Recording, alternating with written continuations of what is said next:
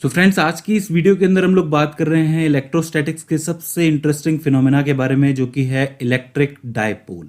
नाम से कुछ पता चलता है, डायपोल यानी कि दो पोल्स जो कि डिफरेंट डिफरेंट नेचर के हैं, ठीक है, और एक दूसरे से एक डिस्टेंस पर हैं, मतलब डिस्टेंस अपार्ट हैं, ठीक है, उसको डायपोल कहा जाता है। बात जब इलेक्ट्रिक डायपोल की आती है तो वहाँ पर इलेक्ट्रिक चार्जेस का यूज़ होता है, यानी कि दो इलेक्ट्रिक चार्जेस जो कि नेचर में एक दूसरे से अलग हैं और एक डिस्टेंस पर इनको रखा गया है, ठीक है, उसे इलेक्ट्रिक डायपोल कहते हैं। तो सबसे पहले हम समझेंगे कि इलेक्ट्रिक डायपोल बनता कैसे है, उसके लिए क्या कंडीशंस नेसेसरी होती हैं। तो सबसे पहली चीज़ तो ये होती है कि इलेक्ट्रिक डायपोल जो है दो चार्जेस से बनता है जिसका जो मैग्नीट्यूड होता है वो सेम होता है, यानी कि एक तरफ अगर एक कुलम आवेश है, यानी कि एक कुलम चार्ज है माइनस का, तो दूसरी तरफ प्लस का एक कुलम चार्ज होगा, एक कुलम आवेश होगा, ठीक है, चेंज नहीं होंगे। ये नहीं कि एक बड़ा है एक छोटा है, ऐसा नहीं है। अगर एक दो कुलम आवेश ले लेते हैं, दो कुलम का चार्ज लेते हैं और एक एक कुलम का ले लेते हैं, तो वे एक दूसरे को एक तरफ खींच लेंगे, ठीक है, मतलब अट्रैक्शन बढ़ जाएगा, ऑब्वियस सी बात है, यानी कि एक मैग्नीट्यूड के चार्ज हैं। दूसरी चीज़ ये है कि दोनों को एक डिस्टेंस पे रखा जाता है जिसको हम लोग नाम देते हैं 2a, यानी कि ये जो लेंथ होती है ये बिल्कुल फिक्स होती है, सर्टन होती है। अगर इससे कम लेंथ हुई तो दिक्कत है, एक दूसरे को अट्रैक्ट कर लेंगे। अगर इससे ज़्यादा लेंथ हुई तो इलेक्ट्रिक फील्ड इतनी कमज़ोर पड़ जाएगी इनकी कि ये एक दूसरे के साथ कांटेक्ट नहीं बैठा पाएंगे, ठीक है। तो यानी कि एक फिक्स डिस्टेंस होती है, एक सर्टेन डिस्टेंस, जिसको हम लोग कहते हैं द डायपोल लेंथ। याद रखने वाली बात है, एक नंबर का क्वेश्चन पूछा जा सकता है। तीसरी जो चीज़ है वो ये है कि इसके बीच का जो सेंटर पॉइंट होता है उसको भी ध्यान रखना ज़रूरी है, जो कि स्टेशनरी रहता है, उसको हम लोग कहते हैं centre point of the dipole, ठीक है। चौथी चीज़ ये है कि दोनों चार्जेस बिल्कुल सेम मैग्नीट्यूड के हैं, तो इस टोटल इलेक्ट्रिक डायपोल का जो नेट चार्ज होगा वो कितना होगा भाई। अगर एक कुलम चार्ज इसमें एक कुलम चार्ज इसमें, एक तरफ माइनस है एक तरफ प्लस है, तो टोटल नेट चार्ज कितना हुआ, 0, ठीक है साहब। अब अगला जो इंपॉर्टेंट सवाल ये है कि अगर दोनों के अंदर नेट चार्ज 0 है तो इसकी कोई इलेक्ट्रिक फील्ड हो सकती है, बिल्कुल हो सकती है। कैसे हो सकती है, क्योंकि ये एक दूसरे से अभी मिले नहीं है, मतलब इन दोनों के बीच में एक डिस्टेंस है, ये एक दूसरे में जाकर के समाहित नहीं हो गए हैं जिसकी वजह से इम्पैक्ट खत्म हो गया है, ऐसा नहीं है।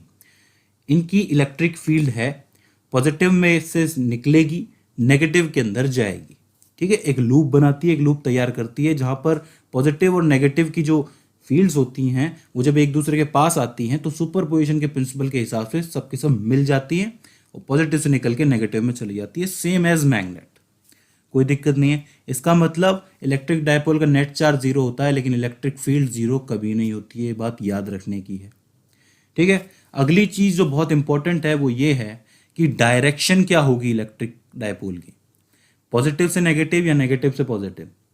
तो देखिए, इसको दो तरीके से समझा जा सकता है, एक फिजिक्स की बात करते हैं और एक केमिस्ट्री की बात करते हैं। जब आप फिजिक्स की बात करते हो तो इलेक्ट्रिक डायपोल की डायरेक्शन है वो नेगेटिव टू पॉजिटिव जाती है, क्यों, क्योंकि वो नेगेटिव टू पॉजिटिव मोशन करता है, ठीक है। और जब आती है केमिस्ट्री की बात, जब केमिस्ट्री में कोई एलिमेंट आता है जैसे NaCl, Na प्लस का है, Cl माइनस का है, तो वहाँ डायरेक्शन जो होती है वो पॉजिटिव टू नेगेटिव होती है, बात याद रखने वाली है। हम यहाँ फिजिक्स पढ़ रहे हैं तो फिजिक्स के हिसाब से नेगेटिव टू पॉजिटिव हम लोग याद रखेंगे, कोई दिक्कत वाली बात नहीं है। अब जो सबसे कॉमन क्वेश्चन लोगों के दिमाग में पहला आता है वो ये आता है कि सर यहाँ पे पॉजिटिव चार्ज पड़ा है या नेगेटिव चार्ज पड़ा है, दोनों का मैग्नीट्यूड एक है, दोनों चार्जेस नेचर में डिफरेंट है, तो क्या इनके बीच में अट्रैक्शन नहीं होगा, ये लोग दोनों जाके चिपक नहीं जाएंगे। चिपक सकते हैं, लेकिन जब इलेक्ट्रिक डायपोल की बात आती है तो वहाँ हम लोग इसको स्टैटिक रखते हैं, एक पर्टिकुलर डिस्टेंस पे इसको बनाए रखते हैं। कैसे रखते हैं, प्रोसेस है, परमानेंट डायपोल बनाया जाता है, the making of permanent dipole. कैसे बनता है, 1960s में एक एक्सपेरिमेंट हुआ था, कोई जैसे एक ले लिया था, पदार्थ ले लिया था, जैसे कि वैक्स हो गया, उस वैक्स को क्या किया गया, गर्म किया गया। गर्म होने की वजह से जो उसके चार्जेस हैं, जैसे वैक्स में अगर चार्जेस बिल्कुल सारे मिलकर हैं तो उनके अंदर पोलराइजेशन हो गया, एक तरफ माइनस एक तरफ प्लस, ठीक है।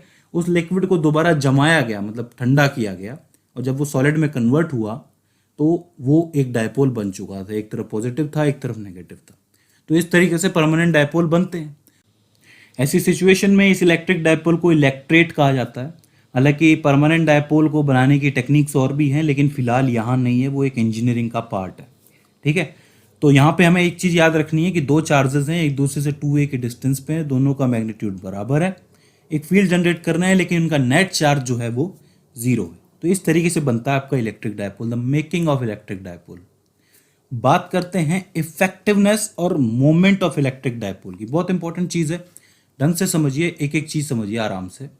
जैसे आपके पास मान लीजिए कि एक इलेक्ट्रिक डायपोल पड़ा है और इसके आसपास मैं एक फील्ड जनरेट कर देता हूँ, ऊपर की तरफ पॉजिटिव है, नीचे की तरफ नेगेटिव है, ठीक है। अब ध्यान दीजिए कि ये पॉजिटिव जो फील्ड है वो इस नेगेटिव वाले चार्ज को अपनी तरफ खींचेगी कि नहीं खींचेगी? खींचेगी, यानी कि इसके ऊपर एक फोर्स अप्लाई होगा F। वहीं इस पॉजिटिव चार्ज के ऊपर ये नेगेटिव फील्ड अपनी तरफ एक फोर्स लगाएगी जिसको हम लोग कहेंगे F, ठीक है साहब।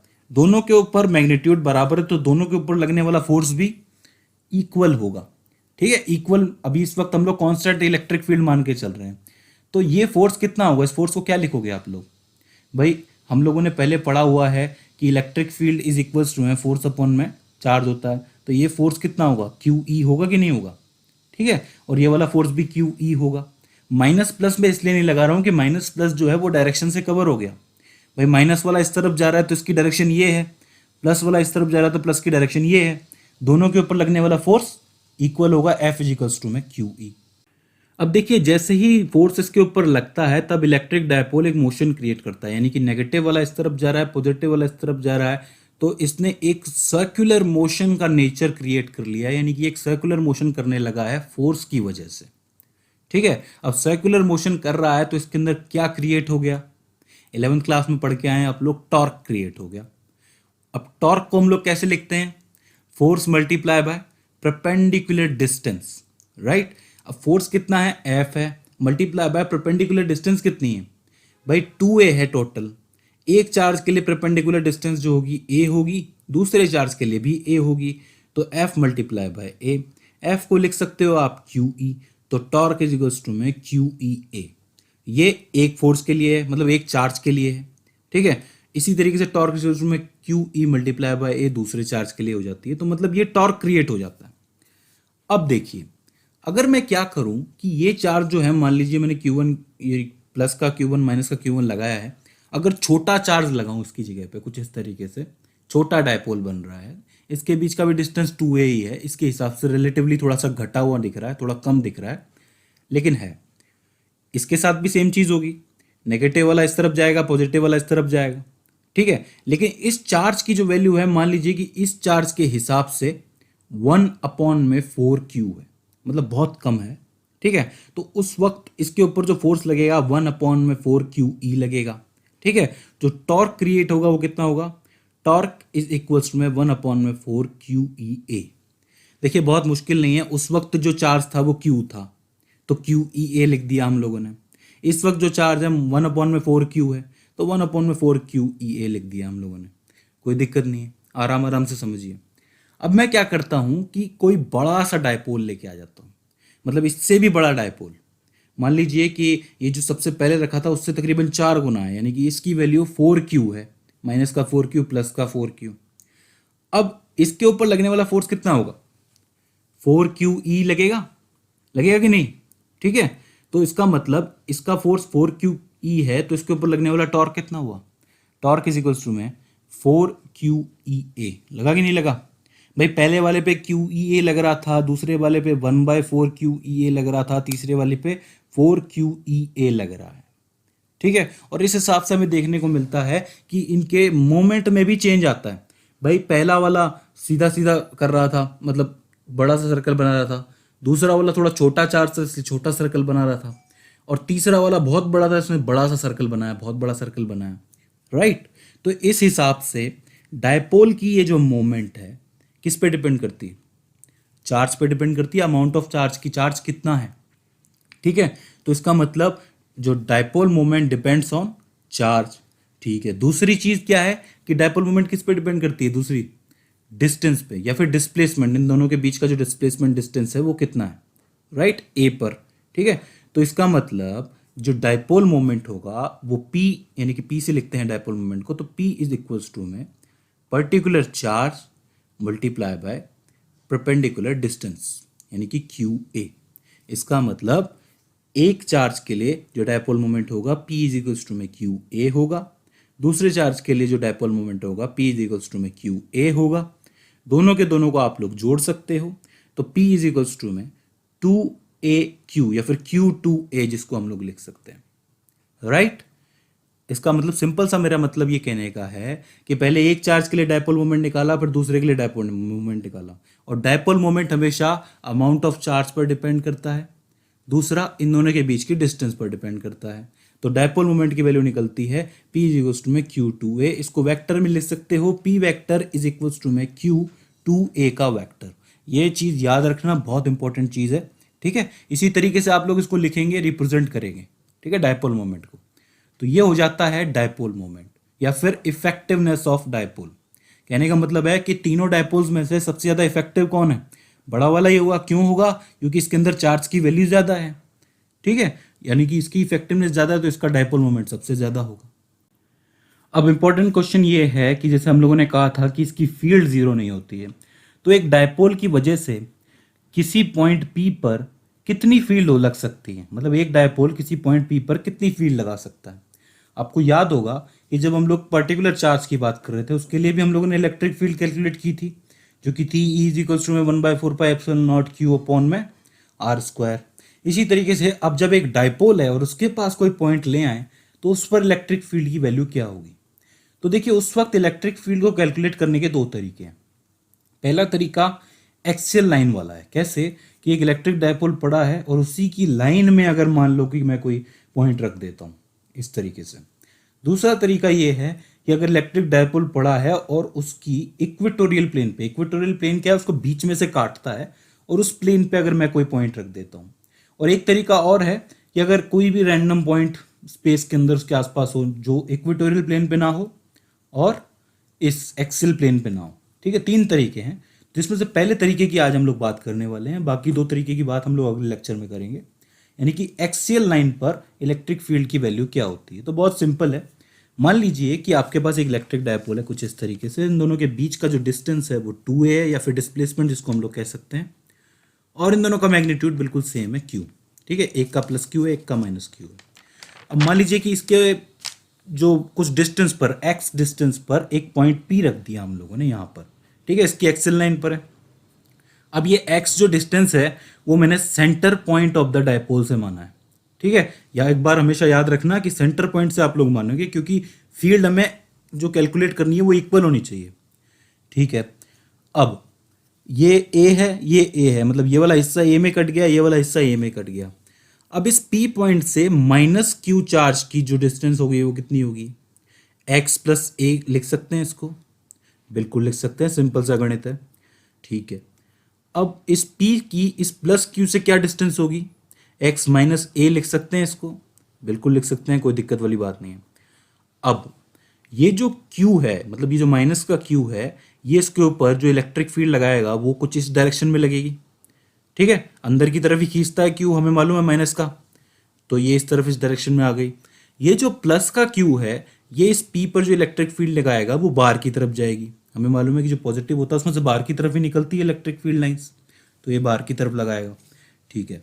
इस माइनस क्यू की वजह से इस पी पर जो इलेक्ट्रिक फील्ड की वैल्यू होगी वो होगी ई माइनस क्यू या फिर वेक्टर इज इक्वल्स टू में 1/4πε0 क्यू अपॉन में आर प्लस ए का होल स्क्वायर पी कैप, ठीक है। और ये होगा माइनस के अंदर, क्योंकि ये अंदर की तरफ खींच रही है, इसको माइनस की वजह से लगी है। ये इलेक्ट्रिक फील्ड होगी, कोई दिक्कत वाली बात नहीं है भाई। आपका इलेक्ट्रिक फील्ड का फॉर्मूला क्या होता है? 1/4πε0 क्यू अपॉन में आर स्क्वायर। आर की जगह हम लोगों ने आर प्लस ए का होल स्क्वायर लिखा है, क्योंकि ये डिस्टेंस है क्यू और पी के बीच का, ठीक है, कोई दिक्कत नहीं होनी चाहिए। इसी तरीके से ये जो प्लस क्यू इस पे इलेक्ट्रिक फील्ड लगाएगा उसकी वैल्यू निकलेगी E vector is equals to में 1/4πε0 क्यू अपॉन में आर माइनस ए का होल स्क्वायर। यहाँ पर आर माइनस ए लिखेंगे आर की जगह पी कैप, ठीक है। दो इलेक्ट्रिक फील्ड आपके सामने निकल के आ गई। अब यहाँ पर मुझे इस P पॉइंट पर लगने वाली टोटल इलेक्ट्रिक फील्ड की वैल्यू चाहिए। दो इलेक्ट्रिक फील्ड इस पर लग रही हैं, दोनों को मैं जोड़ दूंगा, सिंपल है। तो E vector is equals to में 1/4πε0 क्यू अपॉन में आर माइनस ए का होल स्क्वायर पी कैप। ये पहले वाले की है, ई प्लस की है, ठीक है, माइनस, क्योंकि ये माइनस में ई माइनस वाली, ठीक है, 1/4πε0 Q अपॉन में R प्लस ए का होल स्क्वायर पी कैप। कोई दिक्कत नहीं होनी चाहिए, मैंने दोनों को जोड़ा है, लेकिन चूंकि ये जो E माइनस क्यू है ये माइनस में है तो बीच में माइनस का निशान आ गया। अब यहाँ पर मैं Q अपॉन में 4πε0 कॉमन आ रहा है तो इसको बाहर ले लेते हैं। तो E vector is equals to में Q अपॉन में 4πε0 ब्रैकेट में आएगा 1 अपॉन में R माइनस ए का होल स्क्वायर माइनस 1 अपॉन में R प्लस ए का होल स्क्वायर। अब देखिए यहाँ पर R माइनस ए है, यहाँ पर R प्लस ए है, इसका टोटल एलसीएम निकाल सकता हूँ मैं R square minus A square का होल स्क्वायर। कैसे निकला? ए माइनस बी, ए प्लस बी का जो फॉर्मूला होता है ए स्क्वायर माइनस बी स्क्वायर, याद होगा ना आपको, सिंपल है, मैथमेटिक्स का फॉर्मूला है। तो अब यहाँ पर एलसीएम ले लिया मैंने, तो ऊपर रह जाएगा R प्लस ए का whole square minus R minus A का होल स्क्वायर। ठीक है, कोई दिक्कत नहीं होनी चाहिए। अब मैं क्या करूँगा, यहाँ पर होल स्क्वायर ऊपर खोल दूंगा, यानी कि उसको ओपन कर दूंगा। तो E vector is equals to मैं Q अपॉन में 4πε0 ब्रैकेट में R square plus 2RA plus A square, इसका तो खोल दिया, माइनस ये ब्रैकेट में R square minus 2RA plus A square, अब इसका भी खोल दिया। अब मैं क्या करूँगा, ये जो माइनस आया है मेरे पास इसको अंदर मल्टीप्लाई करूँगा। तो E vector is equals to में Q अपॉन में 4πε0 R square plus 2RA plus A square, ये माइनस का R स्क्वायर हो जाएगा, ठीक है, ये प्लस का 2RA हो जाएगा, ठीक है, और ये माइनस का ए स्क्वायर हो जाएगा। अब माइनस के R स्क्वायर से प्लस का R स्क्वायर कैंसिल, ठीक है, प्लस के ए स्क्वायर से माइनस का ए स्क्वायर कैंसिल, ठीक है, बचा क्या ऊपर 2RA और 2RA दोनों को जोड़ दो तो 4RA निकलेगा, यानी कि E vector is equals to में Q अपॉन में 4πε0 ब्रैकेट में 4RA upon R square minus A square का होल स्क्वायर। ये निकलती है इलेक्ट्रिक फील्ड की वैल्यू इस पॉइंट P पर। ठीक है, ये चीज आपको याद रखनी है। अब एक इंपॉर्टेंट चीज, अगर मान लीजिए कि मैं इस R की वैल्यू को बहुत बड़ी कर दूं A से, मतलब R की वैल्यू A से बहुत बड़ी है, सिंपल शब्दों में समझिए कि ये जो डायपोल पड़ा है इसके बीच की डिस्टेंस 2a है और यहाँ पर पॉइंट पड़ा है P जो कि R डिस्टेंस पे। अगर इस पॉइंट को बहुत दूर ले जाया जाए, इतना दूर ले जाया जाए कि ये जो R है ये इस A से बहुत बड़ी हो जाए, तो इस A को नेगलेक्ट कर सकते हैं हम लोग। ठीक है भाई, हमें पता है कि डिस्टेंस जितना ज़्यादा होता है तो इस ऑब्जेक्ट को हम लोग एक तरीके से पॉइंट ऑब्जेक्ट मानने की कोशिश करते हैं, मेरे कहने का मतलब ये है। ठीक है, तो हम लोग A को नेगलेक्ट कर लेंगे तो E इज इक्वल्स टू में 1/4πε0 4QR या A अपॉन में यहाँ पर ये R स्क्वायर का होल स्क्वायर यानी कि R4 रह जाएगा। R से R को कैंसिल आउट कर दीजिए तो E इज इक्वल्स टू में 1/4πε0 4QA अपॉन में R क्यूब।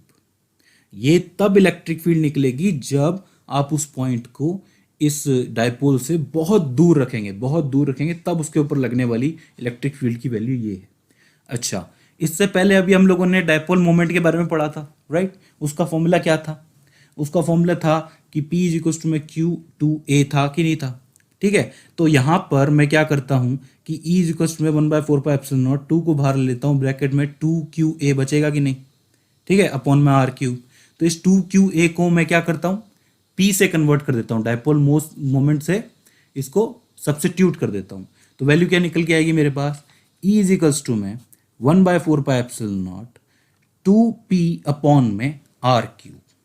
ठीक है, इसको ऐसे भी लिखा जा सकता है, यानी कि अगर किसी क्वेश्चन के अंदर आपको डायरेक्टली डायपोल मोमेंट की वैल्यू दे देता है, वो मान लो कोई न्यूमेरिकल आ जाता है उसमें डायपोल मोमेंट की वैल्यू दे देता है, तो आप इस फॉर्मूले से आसानी से इस चीज़ को कैलकुलेट कर सकते हो। तो ये उस केस के लिए इंपॉर्टेंट है, इसको याद रखना जरूरी है। ठीक है, अच्छा, एक और इंपॉर्टेंट चीज़ है इसके अंदर देखने लायक, वो लास्ट इंपॉर्टेंट चीज़ है, वो ये है कि जब एक सिंपल पॉइंट की बात आती है, सिंपल पॉइंट चार्ज की बात आती है, तो उस वक्त इलेक्ट्रिक फील्ड की जो वैल्यू होती है वो E इज इक्वल्स टू में 1/4πε0 Q अपॉन में R स्क्वायर होती है। ठीक है, और यहाँ पर क्या है 1/4πε0 2P अपॉन में R क्यूब होती है। मतलब ये हुआ कि एक पॉइंट चार्ज से जब कोई दूसरा पॉइंट चार्ज, मतलब दूसरा टेस्ट चार्ज दूर जाता है, तो जैसे जैसे वो दूर जाएगा तो इलेक्ट्रिक फील्ड में R स्क्वायर के हिसाब से कमी आएगी। नीचे R स्क्वायर है, आप लोग देख सकते हो। ठीक है, मतलब जितना दूर जाएगा तो R स्क्वायर के हिसाब से इनवर्स स्क्वायर का लॉ लगेगा। लेकिन जब एक डायपोल से कोई पॉइंट दूर जाता है तो उसकी इलेक्ट्रिक फील्ड R क्यूब के हिसाब से कम होती है। समझ रहे हैं आप लोग? भाई एक पॉइंट चार्ज से अगर मान लो कोई टेस्ट चार्ज बहुत दूर जाता जा रहा है तो उस समय जो इलेक्ट्रिक फील्ड घटेगी, हमें मालूम है कि इन्वर्सली प्रोपोर्शनल होता है, तो वो आर के हिसाब से घटती जाएगी, आर स्क्वायर के हिसाब से। लेकिन जब डायपोल की बात आती है तो आर क्यूब के हिसाब से वो कम होती जाती है। देखिए ये बहुत इंपॉर्टेंट डिटेल्स है, इनका पता होना ज़रूरी है। जितने भी बड़े बड़े कॉम्पिटिशन एग्जाम्स होते हैं उनके अंदर यही डिटेल्स देखी जाती है कि आपको ये सब कुछ पता है कि नहीं पता है। ठीक है, अगर आपको ये चीज़ समझ में नहीं आ रही है तो मेरी एक आपको एडवाइस है कि आप इसको थोड़ा बार बार देखें। ठीक है, आई होप आपको एक दो बार में समझ में आ जाएगा कि जब पॉइंट चार्ज से कोई पॉइंट दूसरा टेस्ट चार्ज दूर जाता है तो वो आर स्क्वायर के हिसाब से इलेक्ट्रिक फील्ड कम होती जाती है उस पर इफेक्ट। लेकिन जब डायपोल से दूर जाता है तो आर क्यूब से कम होती जाती है। आई होप ये चीज़ आपको समझ में आई होगी, आपको जानना बहुत ज़रूरी है इस चीज़ को। सो फ्रेंड्स, ये है इलेक्ट्रिक डायपोल की मेकिंग। ठीक है, उसके बाद इलेक्ट्रिक डायपोल मोमेंट, जिसको इफेक्टिवनेस ऑफ इलेक्ट्रिक डायपोल भी कहते हैं कि किसकी इफेक्टिवनेस ज़्यादा होगी। और उसके बाद electric field due to electric dipole on a axial line, on an axial line. ठीक है, ये चीज़ आपको याद रखनी है, ये पूछ ली जाती है, इंपॉर्टेंट पॉइंट है। अब आगे चल के हम लोग इक्वेटोरियल प्लेन की बात करेंगे और किसी रैंडम पॉइंट की बात करेंगे कि वहाँ पर इलेक्ट्रिक फील्ड कितनी होती है। सो आई होप आपको इलेक्ट्रिक डायपोल का ये तीनों चीज़ें समझ में आई होंगी। इसके बाद भी इसके अंदर आपको कोई क्वेश्चन आता है, कोई क्वेरी आती है, कोई सवाल आता है, या फिर हमसे कोई गलती हो जाती है, तो प्लीज़ आप हमें कमेंट सेक्शन के ज़रिए बताइए। तो फ्रेंड्स, आज की इस वीडियो के अंदर बस इतना ही। सी यू इन द नेक्स्ट।